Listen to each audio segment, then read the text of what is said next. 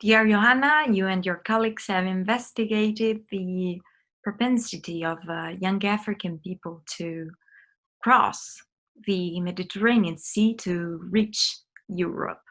In short, what does your research consist of?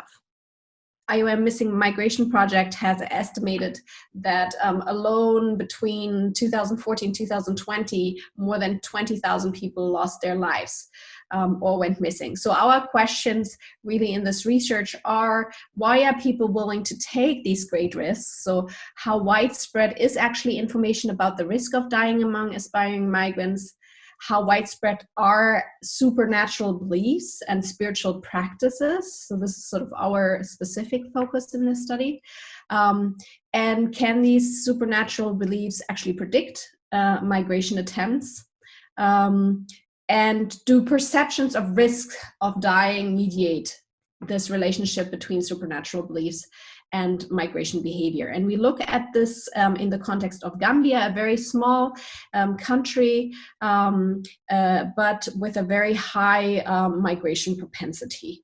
And a quantitative survey that we fielded in 2019, 2020, a panel that we established there.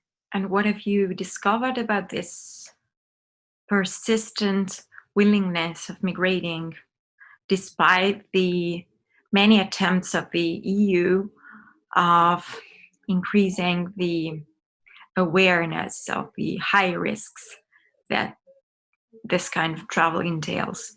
Yeah, so I mean, we found that migration intentions in general are very high. If you ask how many people want to move to another country, moving meaning staying at least 3 months, 70% of our sample actually says they have migration intentions. When it comes to plans to move to Europe and plans being more concrete, sort of in the next 6 months, we still find that 30% of our sample have the ambition to move to Europe, that there is this very much though that there is this awareness of risks. So in our sample, 75% of the people know someone personally who has died on the backway journey, which is the journey called from Gambia to reach the European shore. So it doesn't seem like it's a lack of awareness of the risks of dying.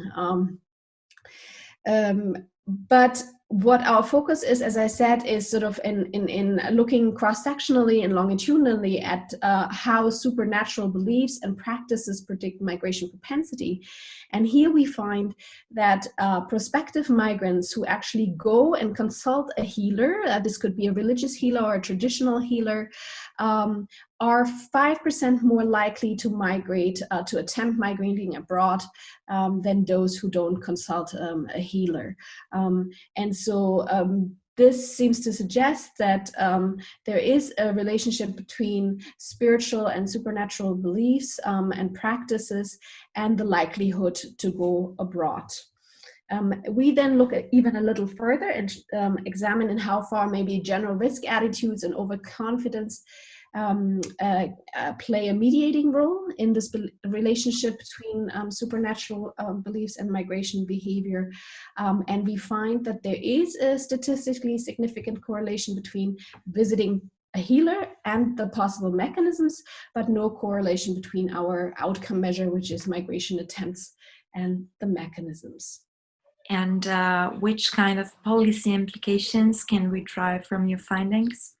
I think in the last couple of years, a lot of international agencies and the governments have spent a lot of money on campaigns trying to inform potential migrants of the risks.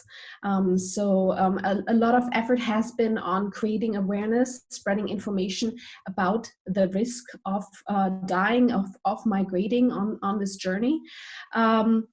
And if people believe that they're blessed with spiritual protection, if they believe that they have been given sort of spiritual protection by a healer, they're willing to take these risks regardless of how high they are. And so if policymakers want